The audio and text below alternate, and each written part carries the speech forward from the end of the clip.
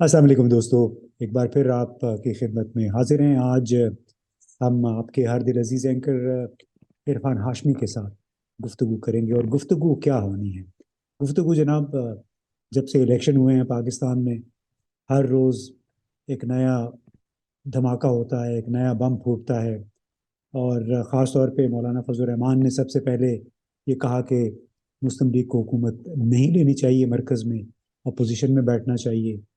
پھر انہوں نے کچھ اور باتیں کر دی جنرل باجوہ کے حوالے سے، کہ کس طرح انہوں نے عمران خان کی حکومت کے خلاف سب کو راضی کیا، تمام سیاسی جماعتوں کو۔ وہ ایک بھونچال سا آیا، لوگوں نے اس کو چائے کے کپ میں طوفان کے مترادف قرار دیا۔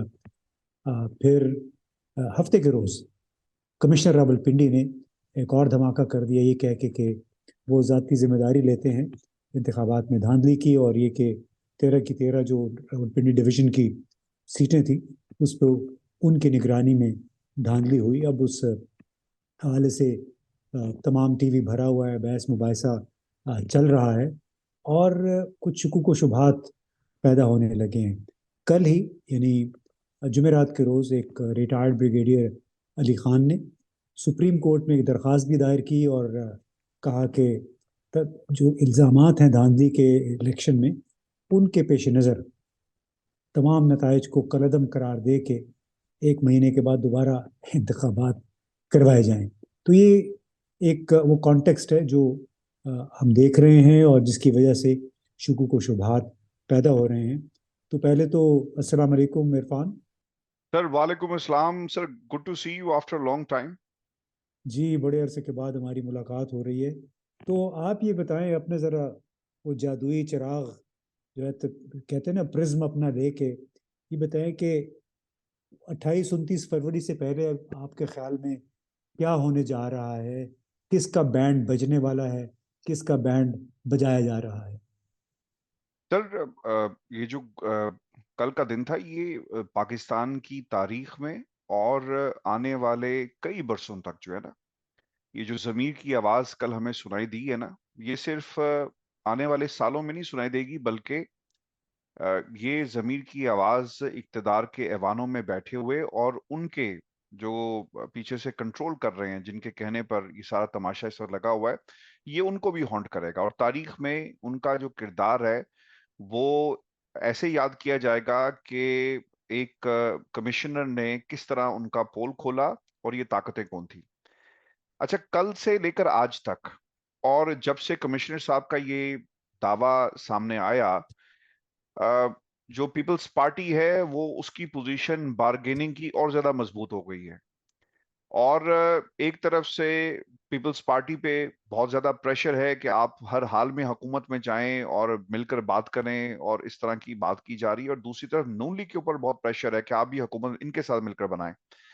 سر میری جو اس وقت کل سے جو میں مختلف لوگوں سے آپ کے شہر میں بات کر رہا ہوں، اور لاہور سے جو خبر آ رہی ہے، نواز شریف صاحب نے نا، وہ کہتے ہیں نا چٹا انکار کر دینا، انہوں نے انکار کر دیا ہے کہ ہم کسی طرح بھی حکومت میں نہیں جائیں گے، کیونکہ ان کی جو وش لسٹ ہے وہ بہت لمبی ہے۔ پاکستان پیپلز پارٹی، خبریں یہ بھی آ رہی ہیں کہ وہ بیوروکریسی کے اندر بھی پنجاب کی حصہ مانگ رہی ہے، اور بیوروکریسی کس طرح سسٹم کو کنٹرول کرتی ہے، اس کی ایگزامپل ہم نے کل دیکھ لی ہے، اور وہ کیوں مانگ رہی ہے، میرا خیال ہے کل کا واقعہ اس کی ایک بہت بڑی دلیل ہے۔ اور دوسری طرف آئینی عہدوں کو بھی وہ کنٹرول کر کے سارے کا سارا بلیم گیم جو ہے وہ نون لیگ پہ ڈالنا چاہتی ہے۔ اب ہم نے 1.5 برس پہلے جو نعرہ سنا تھا کہ ریاست کے لیے سیاست کو قربان کیا، اور یہ ایک گڑا تھا جس میں ہم نے چھلانگ لگا دی۔ نون لیگ کے اندر اب 2 دھڑے بن چکے ہیں۔ ایک دھڑا یہ کہتا ہے کہ میاں صاحب آپ عمران خان کی طرف کیوں نہیں دیکھتے، اس کے پاس سب سے زیادہ سیٹس ہیں لیکن وہ اپوزیشن میں بیٹھا ہوا ہے، اگر وہ چاہتا تو پیپلز پارٹی کے ساتھ ہاتھ ملا کر باہر آ سکتا تھا، لیکن اس وقت وہ جو سیاست کر رہا ہے، آپ کو بھی سیاست کرنی چاہیے اور آپ انکار کر دیں۔ تو سر میری اطلاعات کے مطابق باقاعدہ طور پر نواز شریف صاحب نے اس کا یہ جو پیغام ہے جہاں پہنچانا ہے وہاں پہنچا دیا ہے، اور اب انکار کی کیفیت میں یہ بیٹھے ہوئے ہیں۔ میری اطلاعات سر یہ بھی ہیں کہ یہ it is just a beginning of commissioner and there will be more to follow. تو اس کا مطلب یہ ہوا کہ جو باتیں ویڈیوز کی شکل میں کراچی کے پولنگ اسٹیشن میں بھی اسی طرح کا معاملہ دیکھنے میں آیا جسے پاکستان کے میڈیا نے ہائی لائٹ نہیں کیا، اور پھر ایک لیا میں بھی اسی طرح کا معاملہ آیا جہاں پر اس کو بھی ہائی لائٹ اس انداز میں نہیں کیا گیا. پھر جو جی ڈی اے جہاں سے بانو صاحبہ ان کے پاس بھی ایک پریزائڈنگ آفیسر چل کر آیا اور اس نے کہا کہ جناب میری بیٹی میرا ہاتھ پکڑ کر کہتی رہی کہ بابا نہ جائیں، یہ لوگ آپ کو مار دیں گے. تو یہ اس وقت پاکستان کا پولیٹیکل کینونس ہے. آنے والے دنوں کے اندر وفاق میں ایک انتہائی کمزور حکومت میں دیکھ رہا ہوں، اور حکومت اگر بن گئی نون لیگ کی تو وہ زیادہ دیر نہیں چلے گی، اور اس کی بنیادی وجہ یہ ہے کہ آپ قانون سازی کرتے وقت بلیک میل ہوں گے، آپ قانون سازی کرتے وقت اپنے اتحادیوں کی طرف دیکھیں گے. اور نون لیگ کے اندر لوگ یہ کہہ رہے ہیں کہ اگر ہم نے اتحادی حکومت بنانی ہے تو سارے کا سارا یہ ملبہ ہم مل کر جو ہے اس کا جو کریڈٹ یا ڈسکریڈٹ لیا جائے. یہ نہیں ہو سکتا کہ نون لیگ ڈسکریڈٹ لے اور کریڈٹ لینے کے لیے کوئی اور لوگ بیٹھے ہوں. سر آئینی عہدے، سینٹ کا chairman, speaker, deputy speaker, Punjab میں گورنر، سندھ کے اندر ان کی اپنی حکومت بنے گی، بلوچستان میں یہ اپنی اچھا، حکومت یہ بنانے تو جا رہے ہیں. ہاں، یہ باتیں تو چونکہ ہم سن رہے ہیں گردش میں ہیں. اب پی ایم ایل این کے لیے آخر وہ ایسی مجبوری کیا ہے کہ وہ پیپلز پارٹی کے یہ تمام مطالبات مان لے؟ سر ان کی مجبوری یہ ہے، میں آپ کو نا زیادہ پیچھے نہیں لے کر جاؤں گا، صرف آپ کو میں نواز شریف کے پاکستان میں آنے کے کی جو ٹائم لائن ہے وہ میں کوئکلی آپ کے سامنے رکھ دیتا ہوں. سر یہ وہی نواز شریف صاحب تھے جو پاکستان سے باہر گئے، 4 برس حالات سازگار نہیں ہوئے، پھر وہ پاکستان آئے تو عدالت کا کلرک چل کر ان کے پاس جاتا ہے. یہ وہی پروسیس تھا جس میں عمران خان کا کالر کھینچا گیا، دھاوا بولا گیا، اور دونوں کو آپ آمنے سامنے رکھ کر دیکھ لیں کہ ریاست اس وقت جو ہے کس قسم کا زور لگا رہی تھی. پھر نواز شریف صاحب ایک مجرم تھے، اور وہ ملزم نہیں تھے، مجرم تھے، اشتہاری تھے. آپ نے پاکستان کی عدالتوں کے سامنے سرنڈر کرنا تھا، لیکن انہوں نے عدالتوں کے سامنے سرنڈر نہیں کیا، وہ بنارے پاکستان چلے گئے، ہیلی کاپٹر چلے. ریاست نے انہیں ریاست کا اسٹیٹ پروٹوکول دیا، گاڑیاں لمبی لمبی کانوائے. تو یہ سر اپنے آپ تو نہیں ہو رہی تھی. اگر ہم یہ کہیں کہ نگران حکومت کاکڑ صاحب جو ہیں ایک اچھے انسان ہیں اور وہ اپنے پرانے تعلقات یا وہ سمجھتے ہیں کہ نواز شریف صاحب کو کلین چٹ دی جائے اس بنیاد پہ دے رہے تھے، تو ایسا نہیں ہے. تو اب جو لوگ اتنی سج دھج کے ساتھ نواز شریف کو پاکستان میں لے کر آئے، اب سر وہاں سے بھی تو تقاضا کیا جائے گا کہ یہ جو کھیل، یہ سارے جو منظرنامہ بنایا گیا وہ نواز شریف کے لیے بنایا گیا تھا. آپ یہ بھی امیجن کریں، کیونکہ آج کل آپ کے پاس بہت سارا وقت ہوگا ریڈنگ کے لیے. You must have seen the headlines few days ago. The prime minister Nawaz Sharif, لوگوں نے ہیڈ لائنز لکھی، اشتہارات ایسے چلے، تو ایک دم سے ایسا کیا نہیں وہ ہوا تو نہیں، وہ کہ عرفان انہوں نے کوئی ایک دن میں 1 ارب روپے کی ایک اشتہاری کیمپین دی تھی. یعنی ایک دن میں انہوں نے 1 ارب روپے خرچ کیا. تمام بڑے اخباروں کے تمام ایڈیشنز کے فرنٹ پیج پہ ایک پریس ریلیز تھا جو کہ لگوایا گیا کہ وزیر اعظم نواز شریف. وہ بھی بڑی سج دھج کے ساتھ ہوا تھا. لیکن ابھی بار بار یہی سوال ہو رہا ہے ان سے کہ اگر آپ نے یہی کرنا تھا تو پھر یہ پاکستان کو نواز دو، آخر کہنے کی وہ ایک ارب کیا ایک ارب تھی؟ کسی کو، کسی غریب کو دے دیتے، پنجاب کے کسی فنڈ میں ڈال دیتے، کہیں کچھ کر لیتے، اس کا کوئی فائدہ تو ہوتا. اور اب نواز شریف صاحب جو انہیں سپورٹ نہیں ملی نا، جو مینڈیٹ نہیں ملا، اس کے بعد ان کے لیے مشکل ہے. سر آپ یہ کاپی کرتے ہیں. عمران خان نے تو اپنی حکومت کو قربان کیا تھا نا کہ جاؤ الیکشن کراؤ. پھر عمران خان خود کہتا رہا کہ اگر کمزور حکومت آئے گی میں پھر عوام کے پاس جاؤں گا اور مجھے غلطی ہوئی مجھ سے حکومت لے کر.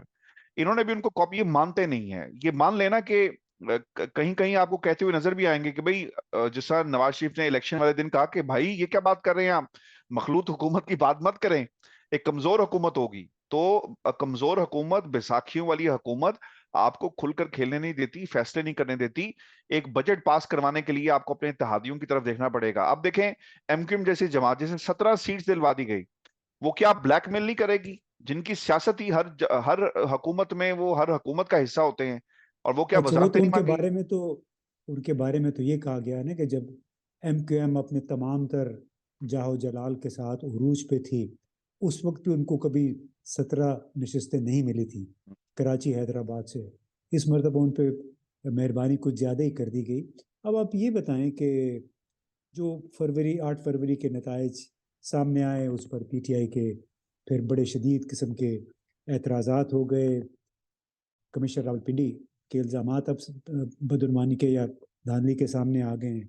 تو اس تمام عمل میں پاکستان کا کیا بنے گا؟ کیونکہ جیسے آپ نے کہا کہ ایک شخص کے لیے میدان سجایا گیا تھا, لیکن اس مجبوری میں اگر وہ پارٹی اب حکومت لے بھی لیتی ہے تو اس پروسیس میں پاکستان کا کیا بنے گا؟ اچھا سر, یہ جو سوال ہے نا آپ کا کہ ان حالات کے اندر پاکستان کا کیا بنے گا, آپ نے اگر کل کمشنر صاحب کی بات سنی ہو نا, تو وہ یہ کہتے ہیں کہ 70s والے حالات. ہم نے اس سے پہلے انارکی کی بات سنی, ہم نے جو پولیٹیکل اس وقت ڈویژن ہو گئی ہے, جس طرح سے ہماری سوسائٹی تقسیم ہو گئی ہے, ہمارا جو پبلک اوپینین ہمیں سٹیبل اس طرح سے نظر نہیں آتا, ہر طرف تقسیم نظر آ رہی ہے.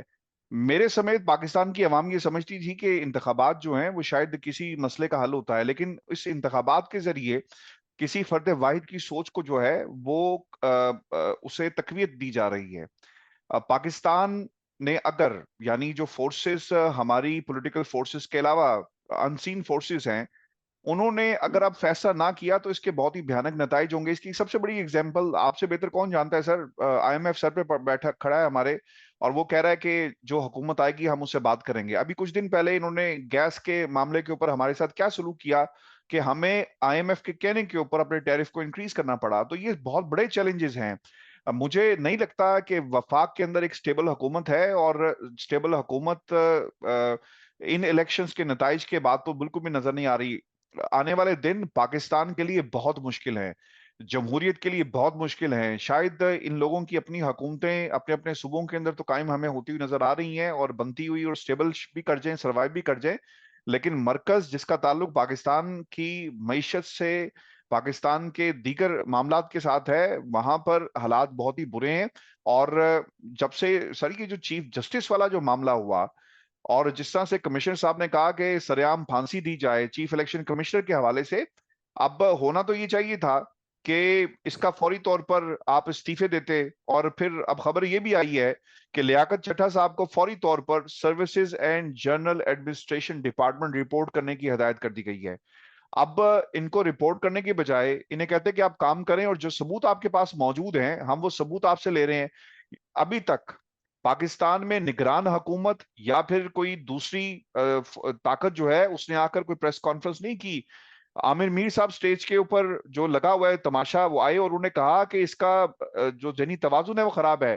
سر یہ قوم کو ضرور بتائیں کہ ان کا ذہنی توازن خراب ہے یا ان لوگوں کا ذہنی توازن خراب ہے جنہوں نے یہ سارے کا سارا ڈرامہ کیا. اب آپ یہ بھی امیجن کریں سر, بہت امپورٹنٹ چیز ہے کہ جب ان کا تعلق, ان کی قربتیں نون لیگ کے لوگوں کے ساتھ ہیں. حنیف عباسی نے کہا جی کہ مجھے مبارکباد دی, دوسری طرف رانا ثناء اللہ کہتے ہیں کہ جناب یہ تو میرے بڑے اچھے دوست ہیں. اس کا مطلب یہ ہوا, اور جو میری وہاں پہ لوگوں سے بھی پوچھا, کہ نون لیگ ہی تو ان کے حوالے سے ان کو لگاتی رہی. میں اور میرے سمیت پاکستان کے لوگ یہ ضرور سوال جسٹس قاضی فیض عیسیٰ سے کریں گے کہ اگر آپ انوالو نہیں تھے تو بلے کا نشان آپ نے کیوں واپس دیا؟ کوہاٹ کے اندر جو ڈسٹرکٹ ریٹرننگ آفیسر صاحب تھے, آپ نے ان کو کیوں واپس بھیجا؟ کہا گیا. پھر انٹرسٹنگ بات یہ ہے کہ ادھر سے الیکشن کمشنر سے چیمبر میں ملاقات ہوتی ہے, اور اگلے دن جو ہے وہ اپلیکیشن آ جاتی ہے. پھر باقر علی نچوی چیف جو جج تھے لاہور ہائی کورٹ کے, انہیں مس کنڈکٹ کی آپ نے بات کی. پھر آپ نے عمیر نیازی کو توہین عدالت کا نوٹس جاری کر دیا. آج وہ ہم نے انہیں سپریم کورٹ کے احاطے میں باہر کھڑے ہو کر میڈیا سے بات کرتے ہوئے تو دیکھا. یہ وہی میڈیا نا جس کو آپ نے اندر آنے سے منع کیا کہ کوئی وی لاگ جہاں پہ تو اس ریکارڈ میں نہیں ہوگا. میں آپ کی بات کاٹ رہا ہوں عرفان. یہ تمام باتیں چونکہ ہم آلریڈی ڈسکس بھی کر رہے ہیں, یہ علامات ہیں ایک نظام کی, ہمارے نظام کی. اور اس کا بھی کچھ دیر پہلے آپ نے جو اشارہ کیا کہ وہ لوگ جو یہ کروا رہے ہیں, جو کمشنر راولپنڈی نے بھی کہا کہ سب کو معلوم ہے کہ کون یہ کام کرواتا ہے, کیوں کرواتا ہے. تو بنیادی طور پہ بات انہی کی طرف جاتی ہے کہ اگر آپ نے ملک ایسے ہی چلانا ہے. جی ایک چھوٹی سی بات یہ ہے سر کہ آپ نے شاید نوٹ کیا ہے کہ یہ ہی is commissioner Rawalpindi, and in Rawalpindi that post automatically becomes very important, اور وہاں پہ مخوط الحواس کسی بندے کی گنجائش نہیں ہے سر. نہیں, وہاں پہ بڑے بڑے لوگ ان کے پڑوسی ہیں اور بڑی پھونک پھونک کے قدم رکھتے ہیں. تو جو بھی ہوا ہے, اب اللہ کرے کہ پاکستان کے لیے اس میں کچھ بہتری ہو, جو بھی ان لوگوں نے سوچا ہوا ہے. لیکن ایک بات ذہن نشین کرنی پڑے گی کہ دنیا بھر میں اس قسم کا ماڈل کسی بھی ملک کو ترقی کی طرف نہیں لے کے گیا، کسی بھی ملک کو استحکام کی طرف نہیں لے کے گیا۔ بڑا ضروری ہے کہ جو کام جس کا ہے آئین کے مطابق وہ کرے، ذاتی انا ذاتی خواہشات سے بالا تر ہو کے۔ آپ نے نہیں، آپ سوری، میں ایک بات اور ایڈ کر دوں۔ آپ نے وہ رپورٹ دیکھی ہے سر، اس میں جس میں فلسطین کی جو جمہوریت ہے وہ ہمارے سے بہتر ہے، جہاں پر جو اسرائیل ہے بم پھینک رہا ہے، اور جہاں جمہوریت ملبے کے نیچے ہے، وہ جمہوریت پاکستان کی عالیشان محلوں کی جو جمہوریت ہے اس سے وہ جمہوریت بہتر ہے۔ یہ بھی ایک خراج تحسین ہے ان لوگوں کے لیے جنہوں نے اس جمہوریت کی بنیاد رکھی ہے اور جو اس کو آگے چلا رہے ہیں۔ آپ دیکھیے نا کہ گزشتہ سال جنوری سے نگران حکومت پنجاب اور خیبر پختونخوا میں ان کی آئینی حیثیت کیا ہے۔